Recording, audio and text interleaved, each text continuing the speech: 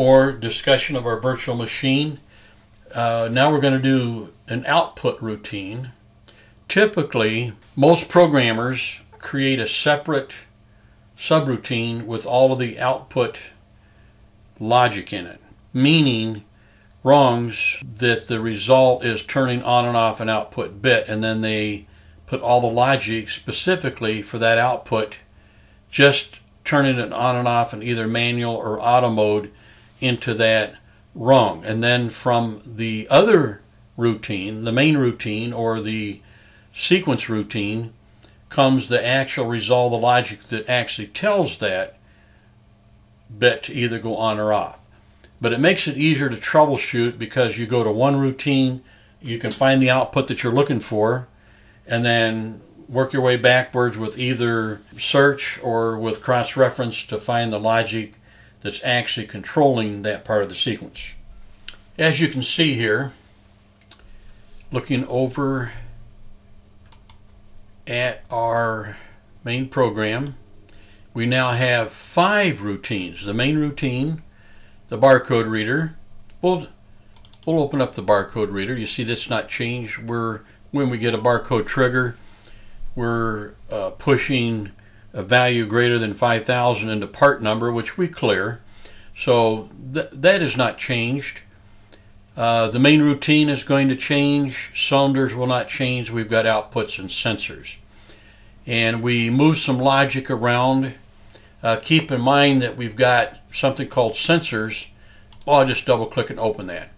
Remember that we had these pseudo sensors that we added, and you see that we now have these aliased to virtual I/O. So local 3 iData 10, bit 10, but see that underscore? That's a virtual I/O. That's not a real I/O module. We just did this to make it look like it was I/O, which if this were a real process, we would have some real inputs. This would be the input here, and because this no part at cylinder 3 extend is part of that virtual I/O process, we moved it into this routine. So we just took some of this virtual I/O stuff and moved it into the sensors routine. What's of interest to us is the outputs. So we've taken our actual outputs that were in the main routine. We'll open that up. And so we no longer have, you can see that I kind of collapsed the project view or the Explorer here to give us more width for our logic. Before we had a kind of an output that we called barcode, read barcode. So that would be an output bit, so to speak, that goes to the barcode reader. So if I look at this read barcode and I do a cross-reference, I see that it's used in outputs. Double click on that, and you can see here that that read barcode, if you're in the auto mode, will set this bit high for whatever length of time that this logic is true, which you can see is for 3 seconds. So if we have a new part blocking the photo eye, then for 3 seconds we're going to get a trigger pulse. Now it doesn't have to be 3 seconds. 1 second is more than enough. Matter of fact, I don't even know why it's 3 seconds. It only needs to be 1 second, half a second. It would probably work okay if it was 1/10 of a second. The reason that we create a pulse is part of the interface between the PLC and other electronics, in this case the trigger input on the barcode scanner. Back to the outputs routine. So here's our, this is a real output here, cylinder 1, cylinder 2 extend. So if you look, we have safety logic here, if you want to call it machine safety. In other words, if cylinder 3 is extended, then this would be false. So this is the retracted procs. So cylinder 3 has to be retracted, otherwise we cannot extend cylinder 1 and cylinder 2 for obvious reasons, right? And we don't want cylinder 1 and 2 to extend no matter that we're in the auto mode or in the manual mode. Now this input right here, or this bit, HMI extend cylinder 1 and 2 push button. That would be a bit controlled by your panel view, your HMI, your MMI operator terminal. That in the manual mode, you could extend and retract cylinder 1, cylinder 2. But these two conditions right here override the auto and the manual mode, so we cannot extend cylinder 1, 2 unless cylinder 3 is retracted and we are not telling cylinder 3 to extend. Let's say that somehow, somewhere else in the program, we turned on the solenoid to extend cylinder 3. And if this were extended, it would crash into it. So the instant that you tell this to extend, this is going to go off and 1 and 2 are going to retract. Now there still may be a collision if cylinder 3 got extended faster than you could retract cylinder 1 and 2. And the reason we do it this way, we have both of these in here, is because this won't change state as fast as this. So if you turn off this bit, then you're going to retract cylinder 3, right? After a very short delay, this will no longer be true. But this will go false faster than this. Typically, I like to put my outputs in numerical order. So you see I have local 10, data 0, data 1, data 2, data 3, and so forth. That's to make it easier to find for the maintenance people or anyone who's trying to analyze this program. So you're out on the shop floor, something's not working, and they're saying, well, the drill, it's turning on, but it's not, the cylinder's not pushing it into the part. Well, you would go looking for this bit right here to see why it wasn't on. And if it is on, and the cylinder's not extending, then you've got another problem.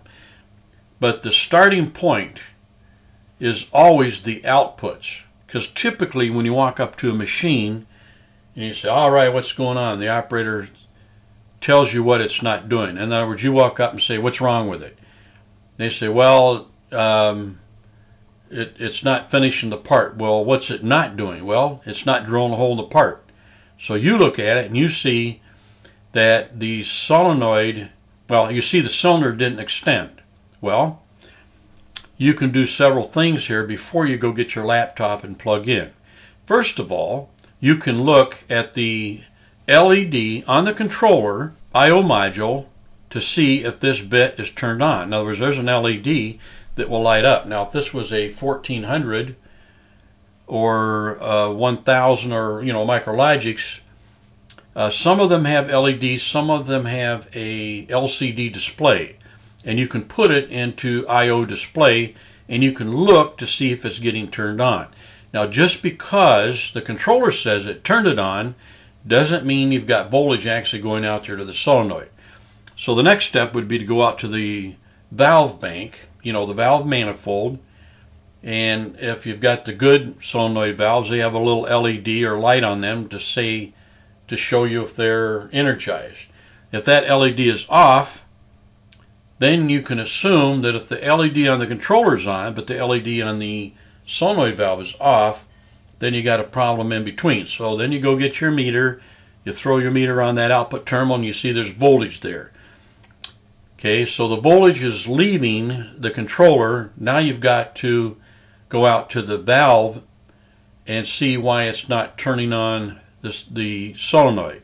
Now, the voltage may be reaching the right point, but the solenoid could be burned out or the LEDs burned out, but that's not part of this course. But you see why being able to quickly find the outputs is very important. So you look here and you see we have the same pattern throughout. We have an auto mode and a manual mode. In the manual mode, all that you have really is an HMI button to tell it to, you push the button, it extends, you release, it retracts. This is so you can manually operate. Now, let's say you were doing troubleshooting. Okay, and you clear out the machine, you got a problem with cylinder 4, you put it in the manual mode, and then you start operating the push button. Now, if this works, then it's not the hardware. In other words, if you can manually get this to energize and it extends a cylinder, then the problem has to be right here. whatever you're using in the auto mode, which would be this logic right here. So if we click on that and cross-reference and look for the OTE in the main routine, here's the logic that says to extend cylinder 4. We used to have an output here, an output bit. Now you can use cross-reference to get back there, but you don't have to. Go to the output, and that bit has now been replaced with an internal bit put as part of this entire logic to control that actual output. So all that we did in the main routine, we took and replaced all of the OTE instructions that actually set bits that control outputs. We replaced it with an internal bit or a bit of station 1. Now these, you could call these steps, except that we're not latching them. But as long as we have to have a non-IO bit, which I created a station 1 as probably a double integer. We'll go look. See if we put it in controller tags. No, put it in program tags. Okay, if we go down to station 1, there it is right there. So you see it's a dent. And that gives us station 1.0 through 32. And of course we don't need that many bits. So as long as we had to have a internal bit, so to speak, or a non-IO bit, I figured why not name in station 1 and then put, you know, bit 0, 1, 2, 3, 4, 5, and so on. That way, if you need to know what's going on in the logic, you can look at these bits sequentially to see the sequence. So looking at our outputs, we have all of our outputs here. Now we have some that are virtual. Okay, this is not a real output here. Anytime you see the local underscore, that's virtual. That's real. So cylinder 5, cylinder 4, 3, 1, and 2, those are real outputs. These others are virtual outputs that we created to look like outputs. So we take all of our output devices, we put it in the output file, and for logic we have auto mode, manual mode, and then we fill in what we want for auto mode and manual mode. And of course we add these safeties. We don't want to turn on the finished product conveyor if cylinder 3 is not retracted. So that logically moved from the main program, so to speak, into the output file. We added these 3 rungs with no operation outputs, meaning that these rungs don't actually execute. They simply are here so we can see the state of these bits. So you see we have station 1, 0, 1, 2, 3, 4, 5, 6, 7, 8, 9. And then we have some real inputs, photo I1, photo I2, photo I3, and then these are pseudo or virtual. See the underscore, local underscore 3. And then we have some outputs, output 0, 1, 2, 3. And then we have some virtual outputs, barcode trigger, drill motor, and finished product conveyor. This is all here just for you to observe while you're executing the logic.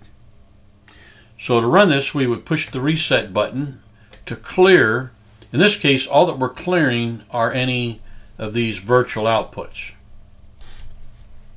Executing this logic, first thing we would see is photo I1 sees a part. So I'm going to turn that on, and we're starting a pulse to read the barcode. Okay, and we got a good part number. The part number is over 5,000. We have a timer, and it just timed out, 10 seconds. So if photo I2 doesn't see that part within 10 seconds, someone could walk by and throw their hand in front of the photo I and mess with stuff. So we have a 10-second timeout. So let's do that again. We turn on photo I1, and it scans in a 5,555. And then we turn on photo I2, and it extends cylinder 1 and cylinder 2. we're in the auto mode, so see, we're sequencing right through. If I go down here and watch,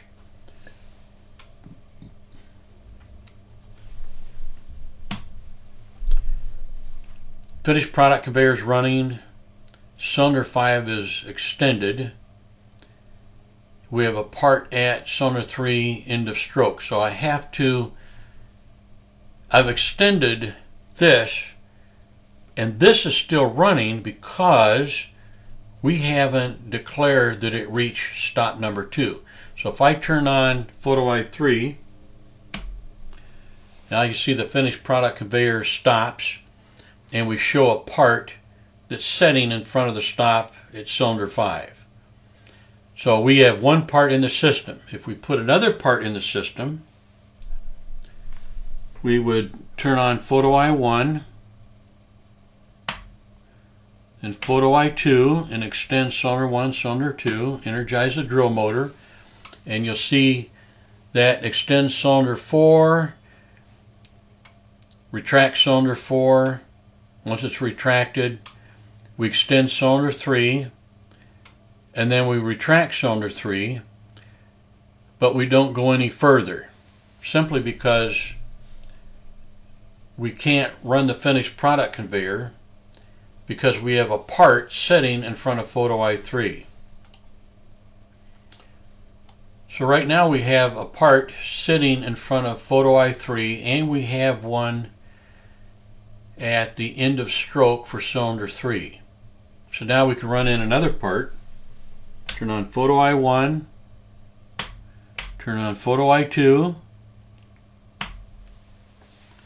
and this part should end up at end of stroke for cylinder 1 and 2. So see, now we have photo I4 and photo I5, part at cylinder 2 end of stroke, part at cylinder 3 end of stroke, and a part at photo I3. That's as far as we can go. And at this point we would have to have a downstream call, which we don't. And I could turn on that downstream call, but we'll just leave it at this. In the next section of the manual, we kind of, in order to give significant coverage to the idea of sequencing and the different methods, we showed another method which is not very popular, but it's very easy to understand, and it more resembles the original sequencer instructions, which we will also talk about a little bit. We're not going to spend a lot of time on either one of these simply because you probably will not write programs using either one of these styles, but you're going to be in a position probably where you will have to troubleshoot and analyze logic written in these forms by your predecessors. So we kind of skipped ahead a little bit here. In the manual we had, if the position is equal to 0 and if station 1 sequence word 0 is equal to local 1I data, and then we upgrade it to a mask because we wanted to ignore certain bits and only compare specific bits. Now the reason you would do that is, let's say you only had 3 or 4 bits that you wanted to look at on that input card. So that's a 16-bit input card, local 1I data. Typically it's going to be a 16-bit card. Well, let's say there's only 3 or 4 inputs there that you want to look at. You're going to use a mask, and then you're going to come up with values based on the bit patterns. This is our stepper here, if you like. If you're in position 0 and the input card, local 1I data, matches your stored value for station 1 sequence or word 0, you're going to turn on the match found bit. And the match found bit down here one shots and add to add 1 to the position. And then of course here we have, if you're equal to 4, then you clear and you go back to the beginning because we have only a few steps here. So every time, whatever step you're in, 0, 1, 2, or 3, you can't get from 0 to 1 without completing 0, and you can't get from 1 to 2 without completing 1. So there isn't any other way this can work. If you're in step 0 and the inputs are equal, you have a match found, and the next run down adds 1. Now you're in step 1. When it's equal to this, match found. Now you're in step 2, and so forth. However, remember that the change in local 1I data, those are sensors or switches. Something has to happen in the process, and we do that over in the sequencer output routine. I'll geezer that down just a little bit so you can see there's only 4 rungs. We'll go back up here. So when you're in position 1, remember you start in 0, and to try to put this in a better perspective, you start in 0, and nothing really happens in 0, but the sequence isn't going to move forward until these bits right here match. So we're looking for a value of 1 in local 1I data. Now the process isn't going to cause that, the operator will. So when they have the switches in the right position, or they jogged everything back to the home position, then this bit pattern for local 1I data will match this word, match found. Now you're in step 1. When you go to step 1, in this logic, it's waiting for the input module to go from a value of 1 to a value of 2. But that's only going to happen because in this rung, when position went to 1, this was true, and it took this bit pattern, station 1 sequence outputs, and moved it into that output word, which is going to turn on an actuator, motor, something. And that's going to cause a change in the sensors back here in this word. And when it reaches a value of 2, that would be the first bit turns off and the second bit turns on. So that first bit here that had to be on to get you out of step 0 into step 1, when it goes off and the next one comes on, match found. Now you're going to step to position 2 or step 2. When you do that, see, position equal to 2, it moves a different bit pattern into the output, and so forth. It just goes right on through. It's that simple, really. So that's about all there is to say about this formula. And of course we threw in the masking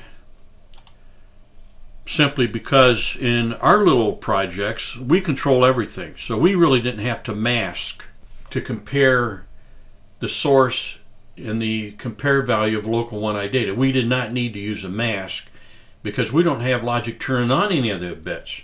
But in the real world, you're more than likely, if you find this type of sequencing, you're going to find they use mask equals. And remember that these inputs that they're looking at for their pattern, it could be input 2, input 7, input 14, and input 15. It could be those 4 bits, and you mask everything else because you only want to compare this change in those specific inputs. Here we have the next form of logic, and that's using the sequencer input and sequencer output instructions. Both of these instructions require a control data type that has a position and a length. And we are buffering our I/O simply to avoid, because remember this is the logic's engine. And the I/O update is not synchronous with the program scan. Inputs can change state and show up different in the memory anywhere during the program scan. So to prevent that, we buffered our I/O. We have it all baked into one rung here. So we buffer our inputs into a double integer, and then that double integer, dent buffer, word 0, you see is using sequencer input. And then we're going to put the results into another double integer, buffer word 1. And then that gets moved into the output bits. Now the sequencer input and sequencer output instructions work identical to the logic that we just looked at. So the sequencer input is looking at that value right there, double integer buffer 0, and it's comparing it to the first word of these 4 words. And when they're equal, then the control data type will step 1, which will cause this to step 1, and put a different word from the source here into our output word that's going to go out to the outputs. This sequencer input steps every time the source is equal to the array, and when this is true, then this is going to take and move a different value from the array into the destination. So these 2 instructions right here are the logic. These are just there to buffer the I/O. And you don't see much of this sequencer in and sequencer output instructions used anymore. They're more difficult to troubleshoot. We have a solid example of those in the manual. We also had this convoluted subroutine control here, and we took the first 3 bits of a word, enable logic, and we used those to control which logic we used out of our sequencer, whether we used seal-in sequencer or the sequencer input, sequencer output, or we use the SQI, SQO instructions. Another little variation that we did, which is the same thing as buffering the I/O, we did mapped inputs and mapped outputs. So you see we are still using internal words here.